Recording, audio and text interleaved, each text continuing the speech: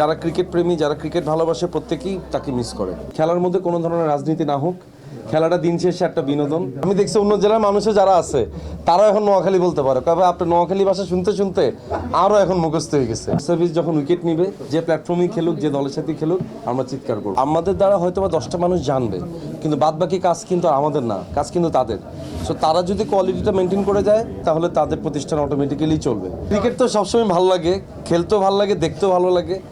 So এবার আমি খুব খুশি যে বিপিএলে নোয়াখালী এক্সপ্রেস আমার জেলার দল অংশগ্রহণ করছে এবং সেখানে ব্র্যান্ড অ্যাম্বাসেডর আমি হয়েছি। আলহামদুলিল্লাহ, যদিও এখন পর্যন্ত আমরা ম্যাচ 5টাতে হারছি, তো এটাতে মানে একটু হলেও খারাপ লাগা আছে, বাট মনে হয়েছে যে প্রথমবার অংশগ্রহণ করছে, তাও লাস্ট মুহূর্তে নোয়াখালী এক্সপ্রেস যুক্ত হয়েছে। খেলোয়াড়দের প্রিপারেশন এবং অনেক বিদেশি খেলোয়াড়রা আসতেও পারে নাই, তো ইনশাল্লাহ নেক্সট আসরে হয়তোবা এর থেকে অনেক বেটার কিছু হবে। সাকিবকে মিস করেন কিনা? অবশ্যই অবশ্যই, যারা ক্রিকেট প্রেমী, যারা ক্রিকেট ভালোবাসে প্রত্যেকেই তাকে মিস করে। যেটা হচ্ছে যে ভাইয়া ধরেন কোন খেলোয়াড়, যেহেতু এটা পুরো ব্যাপারটা বিসিবি যেহেতু এটা দেখতেছে, সো তাদের দিক থেকে তারা আসলে এটা ভালো ডিসিশন দিতে পারবে। বাট আমরা চাই খেলার মধ্যে কোনো ধরনের রাজনীতি না হোক, খেলাটা দিন শেষে একটা বিনোদন। খেলাটা আমাদের দেশের মানুষের সাথে মিশে গেছে। আমরা চাই মুস্তাফিজ যখন উইকেট নিবে, যে প্ল্যাটফর্মেই খেলুক, যে দলের সাথে খেলুক, আমরা চিৎকার করব, কারণ আমাদের বাংলাদেশের প্রতিনিধিত্ব করবে, যেই বাইরের যেই লিগই খেলুক না কেন।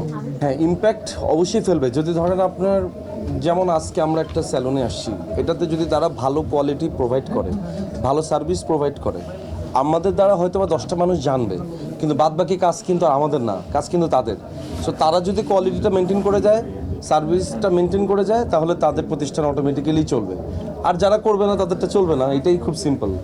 যারা গেম খেলবেন, চুল কাটবেন, শেভ করবেন, ছেলেরা যারা আছেন, আপুরা আপাতত না, যারা ছেলেরা আছেন তারা আসবেন ইনশাল্লাহ। আমি বলবো যে লিউক্স চেম্বার সেলুন ভবিষ্যতে অথবা মেয়েদের জন্য করবে ইনশাল্লাহ।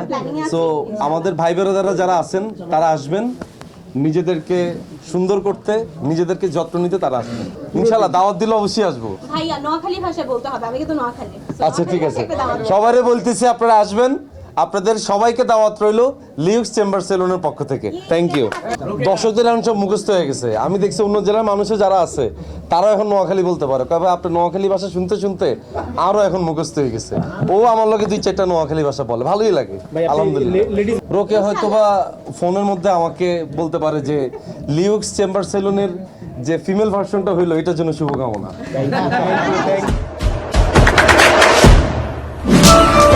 দেশে দেশে সবার সাথে দ্য নিউজ।